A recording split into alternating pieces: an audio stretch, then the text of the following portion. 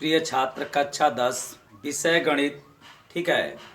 NCERT प्रकाशन की जो गणित की किताब है उसमें जो है प्रश्नावली अभ्यास तीसरा है, जिसका नाम है दो चर वाला रैखिक समीकरण युग्म। ठीक है।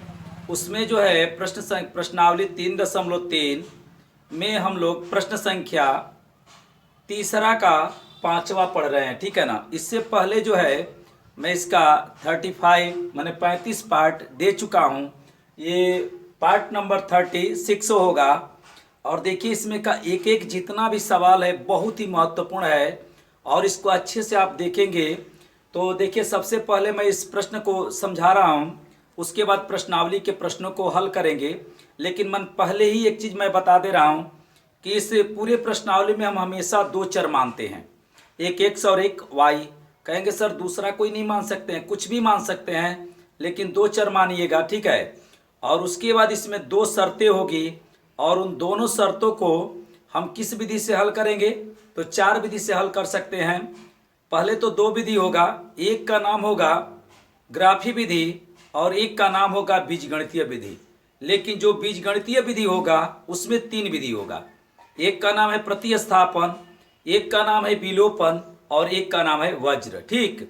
तो इसमें हमको प्रतिस्थापन विधि से हल करना है, इसलिए हम प्रतिस्थापन विधि से ही हल करेंगे। तो देखिए यहाँ पर जो है सबसे पहले मैं यहाँ पर लिख दे रहा हूँ हल। ध्यान से देखिएगा। ठीक है। देखिए पढ़ रहा हूं, यदि किसी भिन्न के अंश और हर दोनों में दो जोड़ दिया जाए। सबसे पहले तो हमें यह पता होना चाहिए कि भिन्न कहते किसे हैं। देखिए जिसमें अंश हो और हर हो तो उसे हम भिन्न कहते हैं। अर्थात अंश हो, देखिए देखिए अंश और क्या हो, हर हो, तो उसे हम भिन्न कहते हैं। ठीक है। जिसमें अंश और हर हो उसे हम क्या कहते हैं, भिन्न कहते हैं। हमेशा अंश ऊपर रहता है और हर हमेशा नीचे रहता है। अगर किसी को कभी भूल से ऐसा हो जाए कि आखिर अंश ऊपर रहता है कि हर ऊपर रहता है, तो आप देख लीजिएगा कि ट्रैक्टर में हमेशा हर नीचे रहता है। ठीक है। तो आप हमेशा हर को कहाँ लिखेंगे, नीचे लिखेंगे। ठीक है ना। जब भाई ट्रैक्टर से खेत को आप जोतते हैं तो चक्का जो है जमीन पर रहता है, लेकिन हर जमीन के नीचे चला जाता है, इसलिए हर जो है हमेशा क्या होता है, नीचे रहता है। तो देखिए क्या कर रहा है, माना किसी भिन्न के अंश और हर, जैसे ये भिन्न हो गया, जिसमें अंश हो और हर हो उसे भिन्न कहते हैं। तो कह रहा है कि दोनों में दो जोड़ दिया जाए, माने इसमें भी दो जोड़ दीजिए, इसमें भी दो जोड़ दीजिए, तो यह भिन्न जो है 9/11 हो जाता है। देखिए यहां से एक शर्त हमारा बनेगा। ठीक है। अब पुनः देखिए, यदि अंश और हर दोनों में तीन जोड़ दिया जाए, इसमें कितना जोड़ दीजिए, दोनों में तीन जोड़ दीजिए, तो कह रहा है कि वह 5/6 हो जाता है, वह भिन्न ज्ञात कीजिए। तो देखिए यहां कह रहा है कि अंश और हर दोनों में दो जोड़ दिया जाए, लेकिन हमें तो न तो अंश ही पता है और न ही हर ही पता है। तो सबसे पहले हम अंश को और हर को मानेंगे और उसके बाद हम भिन्न बनाएंगे। सबसे पहला मेरा बात यही रहेगा। देखिए माना भिन्न का अंश बराबर x और भिन्न का हर बराबर y। ठीक है। तो भिन्न हमारा हो जाएगा x/y, क्योंकि हमेशा हर को कहाँ लिखेंगे आप, ऊपर लिखेंगे, और अंश को कहाँ लिखेंगे आप, नहीं, अंश को आप ऊपर लिखेंगे और हर को कहाँ लिखेंगे, नीचे लिखेंगे। ठीक है।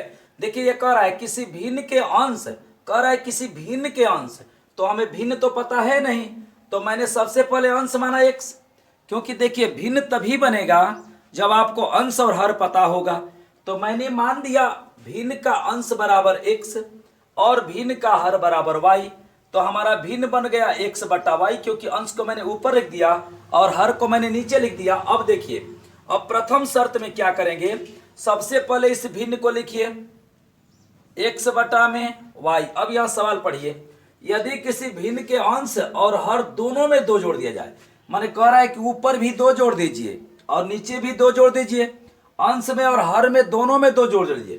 तो चलिए यहाँ पर दोनों में मैं दो जोड़ दे रहा हूँ, दो इसमें और धन दो इसमें।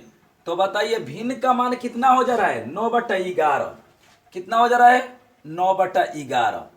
ठीक है। अब देखिए यहां से मैं एक समीकरण बना रहा हूं, देखिए इसको त्रिया गुणा करिए, 11 में x का गुणा होगा 11x प्लस 11 में 2 का गुणा करिए 22 हो जाएगा बराबर 9 में y का गुणा करिए 9y आप प्लस 9 में 2 का गुणा करिए 9 दूना के 18। बताइए बात आपको समझ में आ रहा है।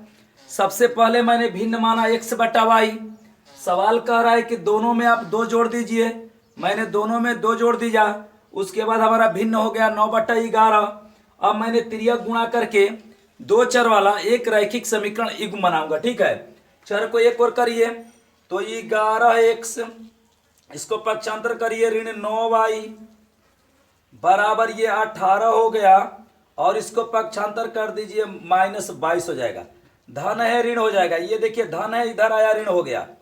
11x माइनस 9y बराबर 18 में से 22 जाएगा तो माइनस 4 होगा। ये आपका हो गया समीकरण नंबर 1। ठीक है, बढ़िया से देखिए। ठीक है, अब कह रहा है कि द्वितीय शर्त। देखिए शर्त नंबर 2, द्वितीय शर्त। मैं पहले ही बताया कि उस पूरे प्रश्नावली में 2 चर होगा। ठीक है, x और y 2 शर्तें बनेगी और उन दोनों शर्तों को हम लोग हल करेंगे या तो प्रतिस्थापन से या विलोपन से या वज्र से। तो देखिए इसमें भी भिन्न को लिखिए। भिन्न को लिखिए। भिन्न क्या है बताइए? भिन्न है x बटा में y। ठीक, समय पर ना जाए, अच्छे से देखिए, क्योंकि अगर एक सवाल आपको ऐसा समझ में आ जाएगा तो सभी सवालों को बना लेंगे। अब पढ़िए यहां से, यदि अंश और हर दोनों में 3 जोड़ दिया जाए। कितना जोड़ना? इस बार 2 जोड़े थे, कह रहा है कि दोनों में 3 जोड़ दिया जाए तो कितना हो जाता है बताइए? 5 बटा 6 हो जाता है। 5 बटा 6। देखिए कभी भी भिन्न का सवाल आएगा, आपको अंश मानना पड़ेगा, हर मानना पड़ेगा, भिन्न बनाना पड़ेगा और 2 शर्तें बनाना पड़ेगा। ये तो फिक्स है आपका। तिर्यक गुणा करिए 6x प्लस 6 में 3 का गुणा होगा 36 18 बराबर, इसको गुणा करिए 5y होगा प्लस 5 में 3 का गुणा होगा 5 के 15 हो जाएगा। चर को एक और कर दीजिए। देखिए 6x और ये धन इधर आएगा तो ऋण हो जाएगा, ऋण 5y बराबर 15 माइनस कितना हो जाएगा 18। तो 6x माइनस 5y बराबर 15 में से 18 जाएगा माइनस 3 हो जाएगा और आपका ये बन जाएगा समीकरण नंबर 2। अब जानते हैं क्या करेंगे, ध्यान से देखिएगा। ठीक है, समीकरण 1 से x का या y का मान निकालेंगे। इस समीकरण से अगर इससे निकालेंगे तो 2 में रखेंगे, या अगर 2 से निकालेंगे तो 1 में रखेंगे। अगर इससे निकालते हैं तो इसमें रखेंगे, या दूसरे पहले से निकालेंगे तो दूसरे में रखेंगे। तो मैं निकाल दे रहा हूं समीकरण नंबर किससे?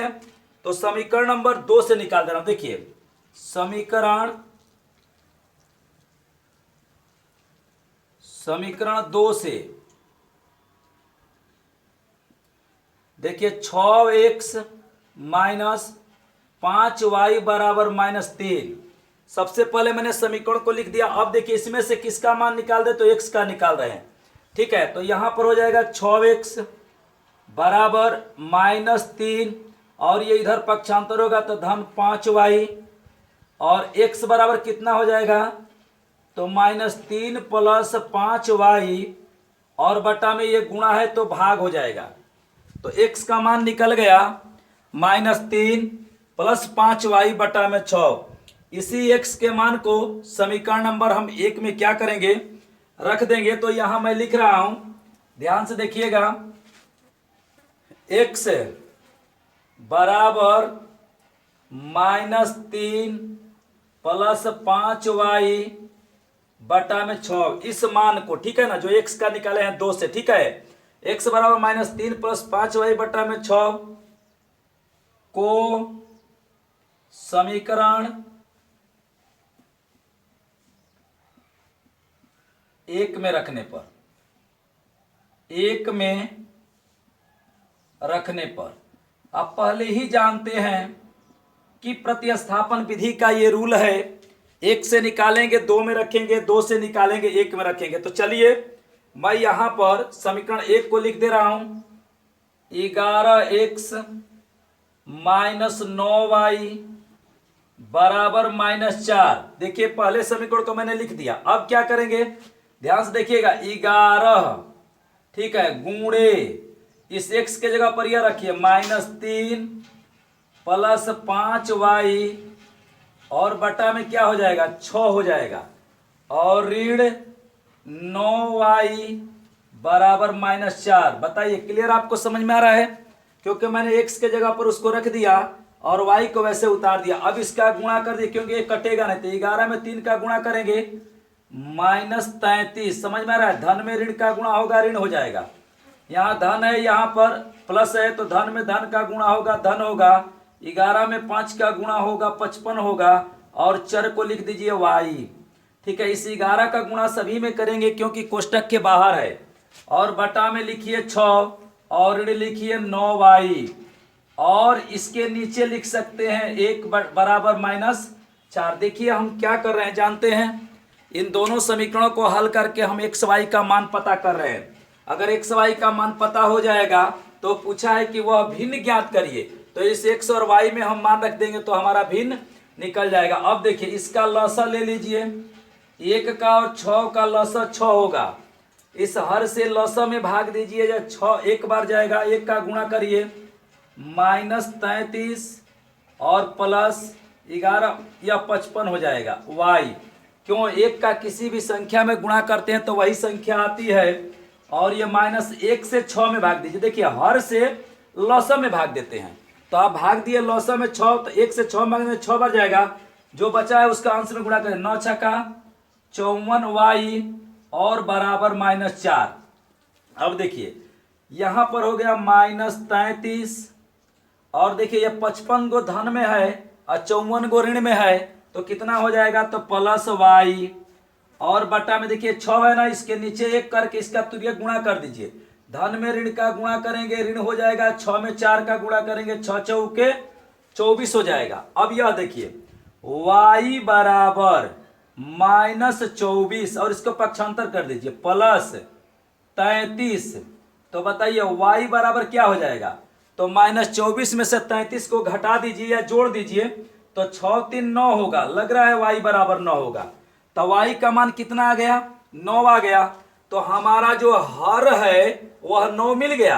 अब हमें अंश खोजना है, तो देखिए यहां पर लिख दे रहे हैं, क्या लिख दे बताइए, लिख दे रहे हैं y बराबर 9। समीकरण बताइएगा किस में रखा जाए, 1 में रख दें कि 2 में रख दें कि यहां पर रख दें। तो चलिए मैं रख दे रहा हूं समीकरण 1 में। समीकरण 1 में रखने पर y का मान, समीकरण 1 में रखने पर तो लिख दीजिए 11x ऋण 9y बराबर -4। मैंने समीकरण 1 को लिख दिया। अब देखिए 11x ऋण 9 गुणे, बताइए यहां पर क्या रख दें, 9 लिख दीजिए, y का मान निकाले हैं बराबर -4। अब देखिए 11x नानवा क्या हो जाएगा, 81, माइनस कितना हो गया, 81 बराबर -4।